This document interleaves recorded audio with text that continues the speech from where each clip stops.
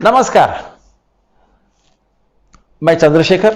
यह मैंने बार बार बोलना तो नहीं चाहिए, पर ये शिष्टाचार है, करना चाहिए। और कुछ हमारे जो श्रोता है या प्रेक्षक हैं, ये बाद में हम हमारे साथ जुड़े होंगे, जो पहले से जानते हैं उन्हें पता है।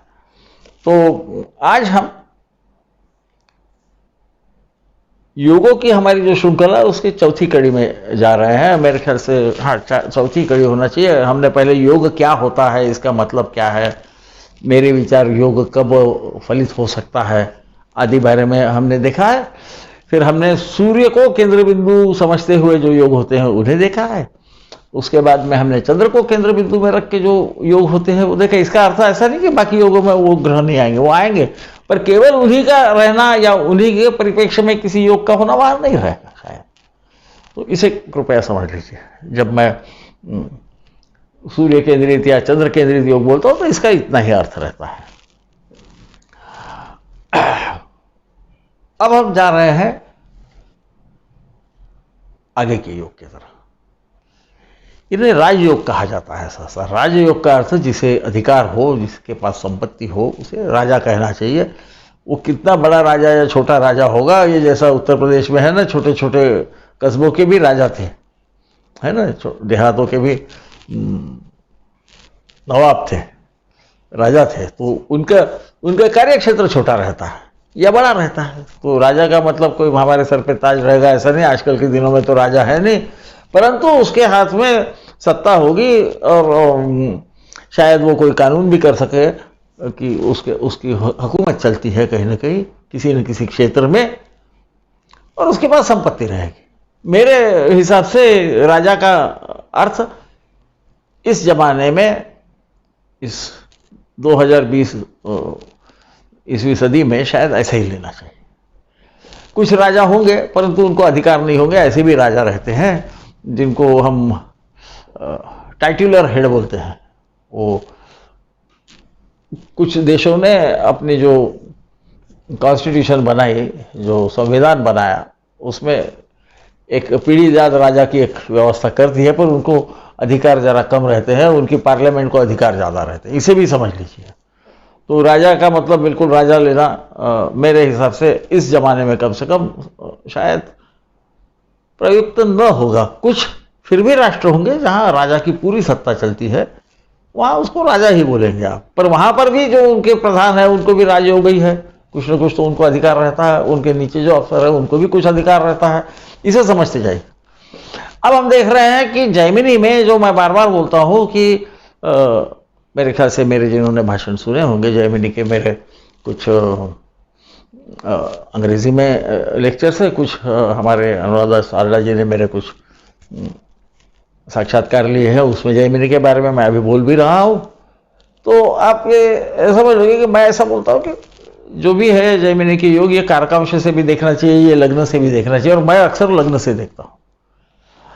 अब दूसरा ऐसा है कि भाई जैमिनी ये कोई दूसरी पद्धति है क्या जो ऐसा माना जाता है, तो मुझे नहीं लगता। ऐसा मैं बार बार बोलता हूँ, आप सुनोगे तो आपको समझ में आएगा।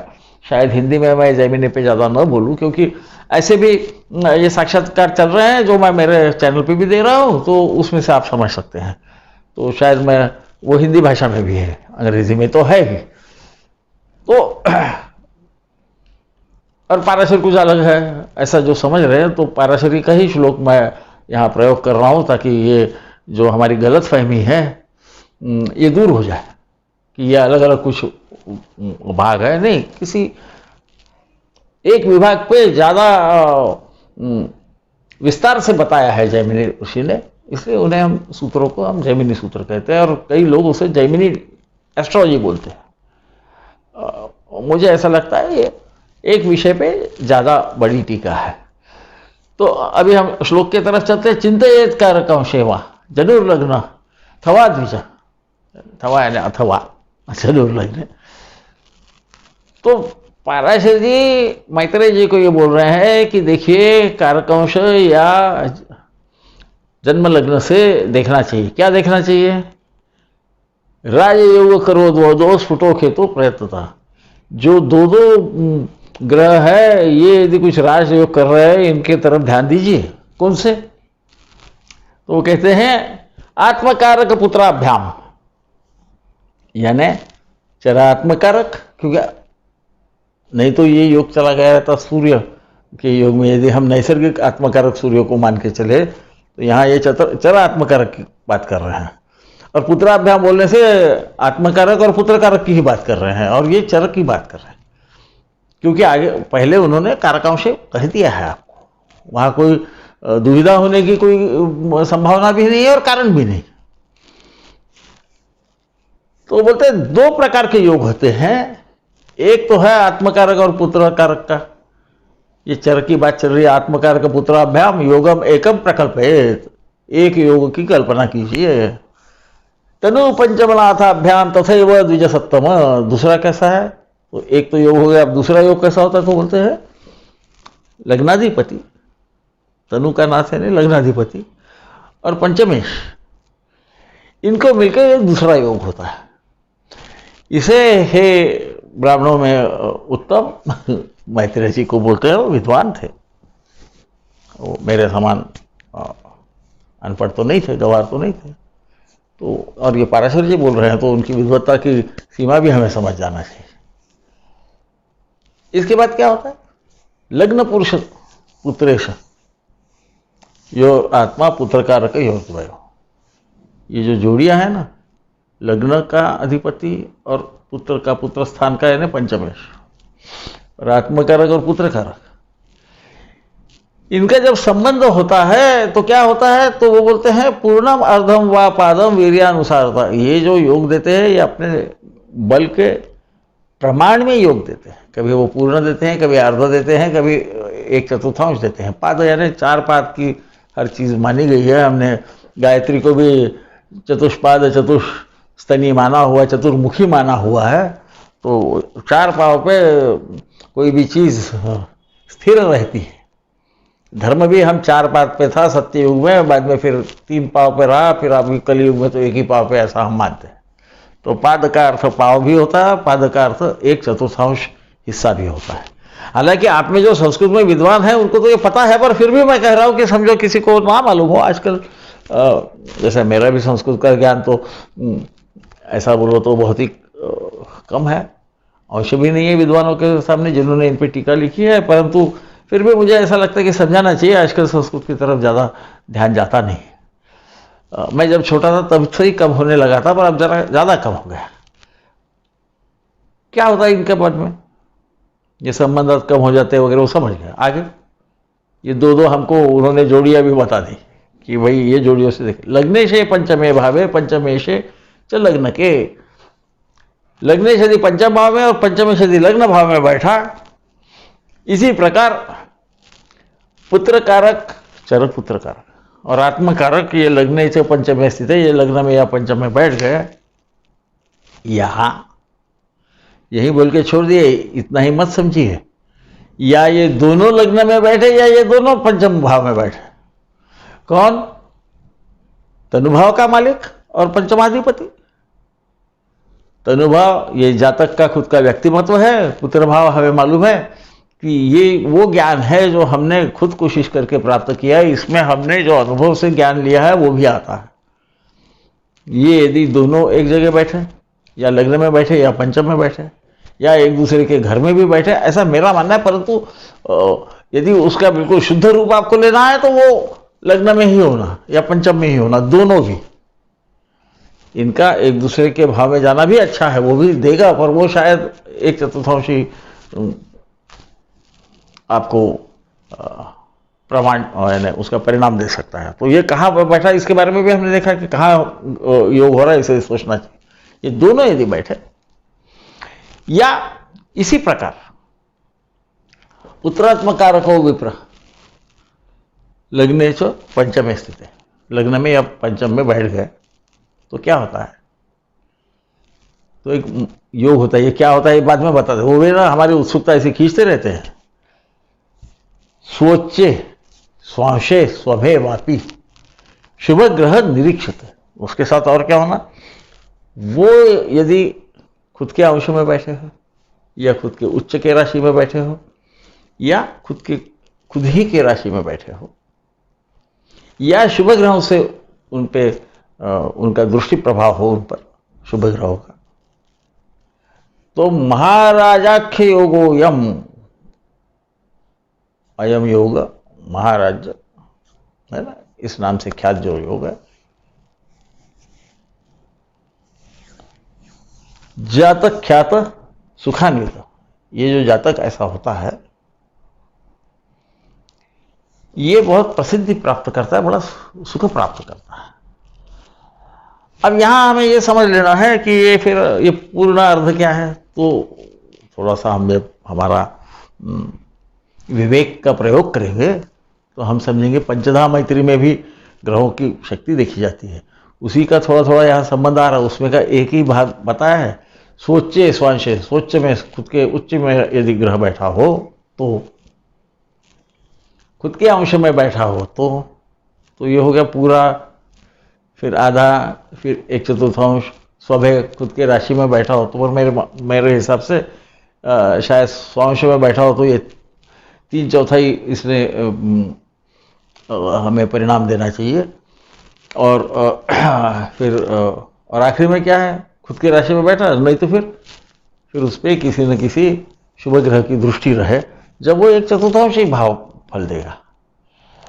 अब ये यदि एक दूसरे के राशि में बैठे तो क्या होंगे, तो फिर तो खुद के राशि में दोनों भी नहीं रहेंगे, तो इसका अर्थ कि उसका परिणाम कम हो गया है ना। तो ज़्यादा जो तीव्रता से परिणाम होगा जब ये दोनों कहीं एक जगह बैठ जाए, उसमें भी वो खुद के घर में एक बैठेगा तो दूसरा नहीं बैठेगा, ये तो सीधा है। यदि एक उच्च के राशि में रहेगा तो दूसरा जो होगा पंचमेश वो उच्च के राशि में नहीं हुआ, ये भी हमें समझ सकता है।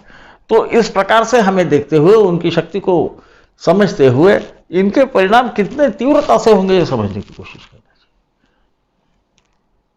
अब इससे आगे मैं जो बोल रहा हूं वो हमारे ऋषियों ने तो बोला नहीं है, परंतु शायद संस्कृत का जो एक खासियत है, वो हम क्या बोलते हैं घाघर में सागर वाली, उसकी वजह से उन्होंने बोलना शायद जरूरी नहीं समझा। उनको ये पता था कि हमने पहले कुछ बोल दिया है, और ये ज्योतिषी जो विद्वान है जो यहाँ तक पहुँच गए हैं, यहाँ तक का इनका धैर्य टिका हुआ है ये जटिल शास्त्र समझने में, तो ये शायद ऐसा कर सकते हैं कि ये समझ जाएंगे। यहाँ पर भावात भाव के तत्व को न भूलिए। इसी तरह मैं जैमिनी के बारे में भी जब भाष्य करता हूँ तो बोलता हूँ कि जब पुत्र कारक जो है ना, ये नवम भाव का भी कारक इसे ही मानी है, अमात्य कारक को 12वें का भी मानिए। ये जब ऋण हो जाता है तो वो खर्च कराता है, धन हो गया तो वो द्वितीय भाव में आपको धन की प्राप्ति कराता है। तो इस तरह करते हुए, और आत्मकारक और दारकारक ये किसी के साथ अपना बंटवारा करते नहीं है, वो आत्मकारक ही है, उसके साथ कोई वो किसी दूसरे का प्रतिनिधित्व नहीं करता, वैसा ही दाराकारक है, इसे समझ, ऐसा मेरा मानना है, ये मैं बोलता हूं। इसलिए यहां पर भी क्या होता है कि यदि यही चीज यदि नवम भाव और लग्नेश के साथ हो गई तो नवमेश और लग्नेश यदि लग्न में या नवम में बैठ गए तो बहुत प्रभावशाली महाराजा योग होता है, ऐसा मेरा मानना है। क्योंकि नवम भाव जो है ये त्रिकोण होने से, ये त्रिकोण में सबसे श्रेष्ठ त्रिकोण है, सबसे शक्तिशाली त्रिकोण है, और यहाँ पर ग्रहों के शक्ति की बात हो रही है। वो यदि बलशाली हो तो वो ज़्यादा आपको उसका परिणाम देगा, है ना। तो इस वजह से जैसा पुत्र कारक नहीं है तो पुत्र कारक को ही नवम भाव का कारक समझ के, यदि चर पुत्र कारक और लग्नेश साथ में बैठे तो वहां तो कोई फर्क नहीं होगा, आत्मकारक में नहीं फर्क होगा, पर लग्नेश और नवम भाव के जब स्वामी की बात आएगी तो जरूर फर्क आ जाएगा। क्योंकि यहाँ पर हम गड़बड़ कर देंगे, हमें लगेगा ये महाराजा योग नहीं है, मेरे मानने से ये महाराजा योग ही है। इसका प्रकार थोड़ा भिन्न है, पर ये शायद इससे भी ज्यादा शक्तिशाली योग है, ऐसा मैं मानता हूँ। और ये एक दूसरे के घर में भी रह सकते हैं, पर वो योग इतना प्रभावी ना होगा। दोनों भी यदि साथ में रहे तो बहुत ज्यादा प्रभाव होगा, क्योंकि इस जातक का खुद का व्यक्तिमत्व और उसके खुद का कर्तव्य करने की भावना, ये यदि दोनों जुड़ गए तो स्वाभाविक है कि ये कोई महान व्यक्ति बनेगा, महान व्यक्ति बनेगा तो लोग इसकी आज्ञा का पालन कर सकेंगे, इसका नाम होगा। ख्यात बोला है, ख्यात का मतलब जिसकी ख्याति होती है। और सुखान्वित आनंद में रहेगा, आनंद में क्यों? क्योंकि वो धर्म का पालन करेगा। इसका मतलब उसे सभी आनंद रहेगा ऐसा न मानिए। ये मैंने मेरा अंग्रेजी भाषण में इसलिए नहीं कहा कि कुछ कुछ हमारे जो अंग्रेजी में हम उसे कॉन्सेप्ट कहते हैं, जो मान्यता है वो हिंदी की मान्यता है, अंग्रेजी में बराबर शायद मैं समझा नहीं सकता। तो जो दोनों भाषाओं के देखेंगे उसमें उनको फर्क दिखेगा, तो आप समझ जाइए, आप ज्ञानी है कि मैं क्यों करता हूँ। तो अब इसका कोई उदाहरण, क्योंकि बगैर प्रमाण से कुछ बात मानना नहीं चाहिए। ये मैं बहुत बार बोलता हूँ, मैंने भी बोली तो भी वो भी गलत हो सकती है, उसका प्रयोग करके देखिए। परंतु मैं दो उदाहरण आपको बताऊं। प्रभु रामचंद्र का कर्क राशि में चंद्र है, और वहीं पर गुरु भी है जो उनका नवमाधिपति है। गुरु उच्च का है, चंद्र खुद के राशि का है ना। शायद इस बारे में मैं कहीं बोला भी होऊंगा कभी योगों के बारे में, तो किसी न किसी संभाषण में मैंने ये कहा भी होगा कि भाई वो योग कहाँ होता है, तो इसके पूरे व्यक्तित्व में हो रहा है। इसको भी आपको समझना और इसी को करना है, इसका भुगतना भी इसी को है। जरूरी नहीं कि आपकी ख्याति होगी तो आपका पूरा जीवन सुख समृद्ध रहेगा। यहाँ सुखान्वित का अर्थ ऐसा है कि अधिकार भी रहेगा, उसकी ख्याति भी होगी। और कई लोगों को ख्याति में ख्याति होने से ज़्यादा सुख की अनुभूति होती है। हालांकि केवल धन से उनको आनंद नहीं प्राप्त होता। दूसरे जो है वो हमारे हिंदुस्तान के जो अभी के पंतप्रधान हैं नरेंद्र मोदी जी, इनका वृश्चिक लग्न में मंगल स्वग्रह का है, और चंद्र जो है जो नवमाधिपति है ये भी लग्न में बैठा। आप बोलोगे कि वो नीच का हो गया, तो लग्न पे नीच या उच्च का ग्रह रहे वो भी राजयोग करता है एक, और दूसरा वो नीच का होगा तो भी वो मित्र के घर में बैठा, इसे न भूलिए। इसीलिए आज के जो दुनिया के जो भी नेता है उनमें से सबसे जो प्रभावी नेता माने जाते हैं उनमें एक में उनकी गिनती होती है। अब ये क्या होगा, तो उसके बाकी के जो ग्रह है वो ये तय करेंगे कि इसकी शक्ति जितनी ज़्यादा होगी योग की, उतना वो बहुत नीचे से बहुत ऊपर चला जाएगा, है ना। वो कौन से स्थिति पे आएगा ये ग्रहों पे बिल्कुल शत प्रतिशत इसे जान लीजिए कि ग्रहों के प्रभाव को बाकी भी ग्रहों प्रभाव करते रहते हैं। परंतु मैंने ये दो इसलिए उदाहरण दिए कि आप कहीं पर भी इनकी पत्रिकाएं भी देख सकते हैं, इनका जो आयुष्य जिस प्रकार से हो रहा है वो भी आप देख सकते हैं। अब हो सकता है कि वहाँ यदि शुभ ग्रह हो तो तकलीफ कम हो, अशुभ ग्रह हो तो थोड़ी तकलीफ ज़्यादा हो। अशुभ का पाप ग्रह बोलते हैं हम, इसीलिए वो बोलते हैं कि यदि शुभ ग्रह के निरीक्षित रहे तो थोड़ा तो वो भी परिणाम दे देगा। इसका मतलब ये सब होके शुभ ग्रह की भी दृष्टि है तो शायद ज़्यादा परिणाम देगा, है ना। ये हमें समझ लेना चाहिए। योगों में जब बताया जाता है, और दूसरा ऐसा है कि उसमें और कोई ग्रह आ गया तो वो पूर्ण शुद्ध योग नहीं रहता, उसमें फर्क आ जाएगा। अब ये ग्रह कौन सा है, किस घर का स्वामी है, इससे हमारा विवेक का प्रयोग करके हमें ये समझ लेना चाहिए कि ये ग्रह और ज़्यादा प्रबल हो जाएगा या कमज़ोर हो जाएगा, है ना। तो इस प्रकार से हम जब ग्रहों को देखते रहें, हम योगों को देखें, हम ये योगों को कहीं दूसरे राशि चक्रों में यदि उन्हें देखने का प्रयास करें तो शायद हम ज़्यादा सीखेंगे। मैं भी सीख रहा हूँ, आप भी सीख रहे हैं। मैं कभी ये नहीं बोलता कि मैं सबसे ज्ञानी हूँ, क्योंकि मैं हूँ भी नहीं। मुझे मालूम है लक्ष्यम व्याकरणम प्रोक्तम चतुर्लक्षम तो जातक ज्योतिषम, और मैंने 1 लाख ग्रंथ नहीं पढ़े, 100 200 400 पढ़ लिए होंगे, तो वो कुछ भी नहीं है, वो नगण्य है। और बुद्धि का भी मेरा जो शक्ति है तो मुझे ऐसा नहीं लगता कि कोई बहुत ज़्यादा है। ये पढ़ पढ़ के धीरे धीरे इतने साल हो गए तो कुछ तो समझ में आता है, और वही मैं आपको देने की प्रयास करता हूँ। आप जो भी मैं बोल रहा हूँ इसको प्रत्यक्ष में प्रयोग करके देखिए, जो सही उतरता है उसे ग्राह्य मानिए, नहीं उतरता उसे छोड़ दीजिए। मतभेदे मुनि नाम तू ज्योतिष वैद्य के तथा ऐसा बोला गया है, तो ये ख्याल में रखता हूँ, मैं कोई मुनि हूँ नहीं।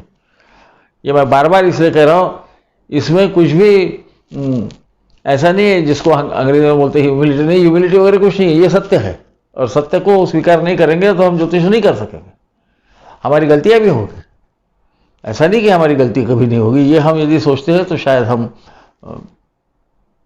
जरा ज़्यादा ही क्या बोलते हैं, खुद को ऋषि मुनि के भी ऊपर समझ रहे। ऋषि मुनियों ने भी बोला है कि ऐसा ऐसा है, फिर गर्गा माता बोलते हैं वो, कि गर्ग का मत है, शौनक का मत है, मेरा मत अलग है ना। अष्टानाम सप्तानाम अष्टानाम वा, ऐसा हमारे जैमिनी ऋषि भी बोलते हैं कि 7 तो है, पर कुछ लोग 8 भी बोलते हैं।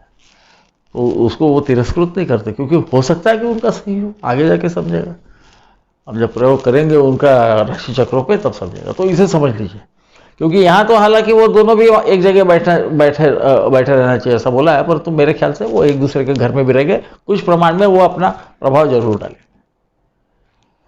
तो इतना कह के मैं आपसे विदा लेता हूँ। आपका बहुत समय जाया किया। आप जो प्रश्न पूछते हैं उसका मैं उत्तर तो देता हूँ, मैं प्रयास करते रहता हूँ। कृपया खुद के राशि चक्र के बारे में विश्लेषण न मांगे तो अच्छा होगा, क्योंकि ये जो हमने प्रयास चालू किया है ना, ये ज्योतिषियों को एक दूसरे दृष्टि से ज्योतिष को देखने का के मार्ग पे ले जाना मैं चाहता हूँ, कि हम उसे जो वो शास्त्र है उसको शास्त्रीय दृष्टि से हम देखना चालू करें तो अच्छा होगा, ऐसा मेरे को लगता है, इसलिए मैं करता हूँ। तो आप लोगों ने बहुत मेरे पे स्नेह रखा है, ऐसा ही स्नेह कायम रखिए, प्रश्न पूछते जाइए, मैं प्रयत्न करूंगा कि हर प्रश्न का मैं जवाब दे सकूं। नमस्कार, शुभ रजनी।